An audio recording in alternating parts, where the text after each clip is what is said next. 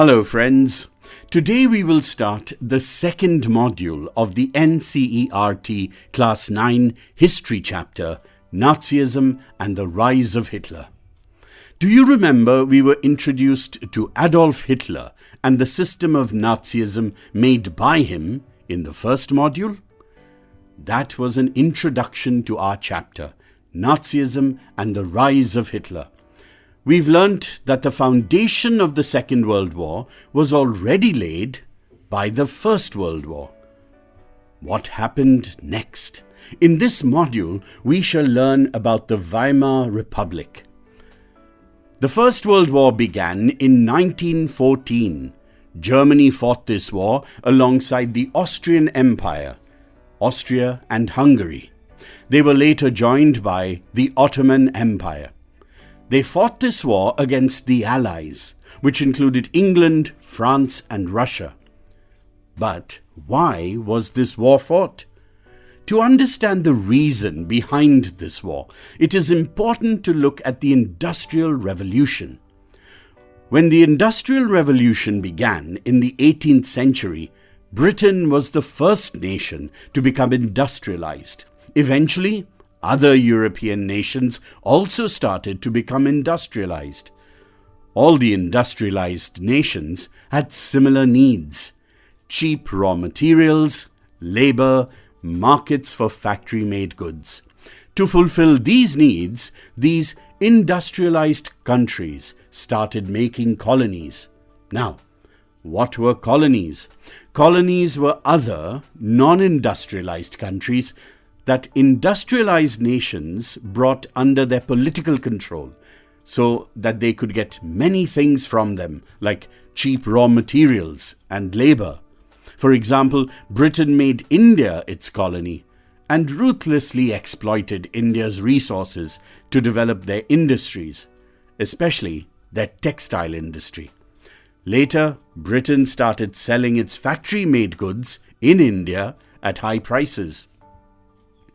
Countries that became industrialized first, that is, Britain and France, divided the non-industrialized world amongst themselves. However, the countries that became industrialized later, like Germany, what about them? They also wanted colonies. The entire non-industrialized Africa and Asia had already been divided up. As a result, war was the only solution. Whoever won the war would be able to steal the losing side's colonies. Now, let's move ahead in the story. What was the political situation in Germany during this time? Let's find out. Before the start of the First World War, Germany was a powerful empire. The Hohenzollerns ruled in Germany and the Habsburgs in Austria-Hungary. As the Central Powers, these two empires fought the war together. They fought against the Allies, that is, England, France, and Russia. This war went on for a long time, and it drained Europe's resources. In the end, the Allies won because in 1917, USA came and supported them.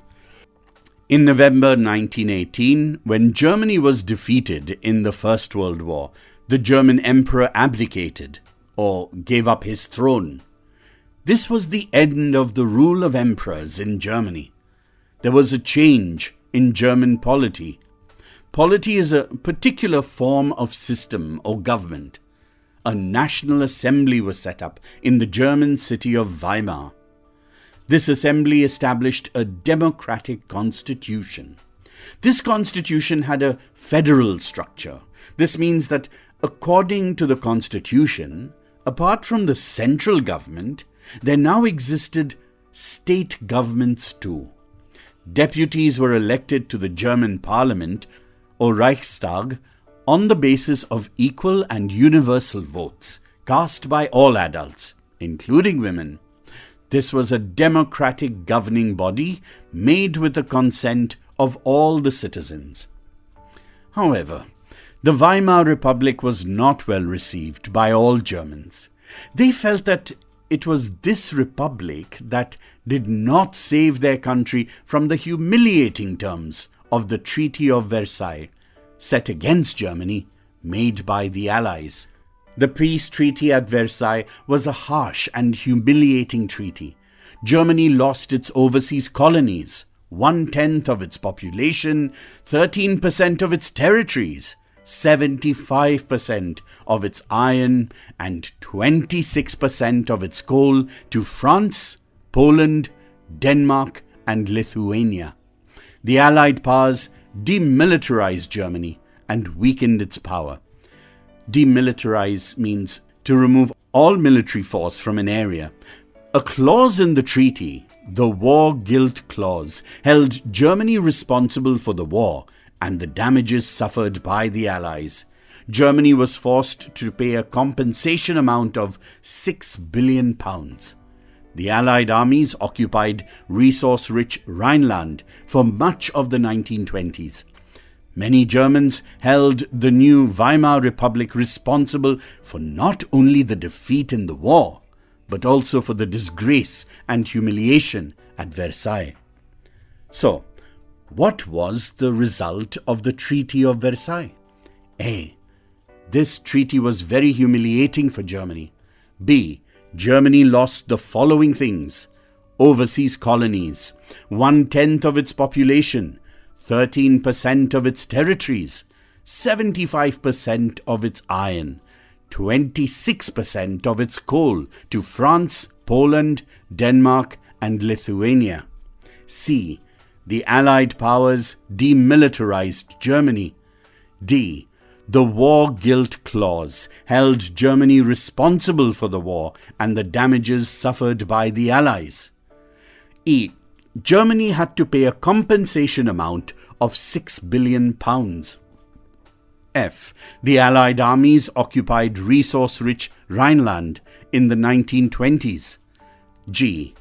Germans held the Weimar Republic responsible for not only the defeat in the war, but also for the disgrace at Versailles.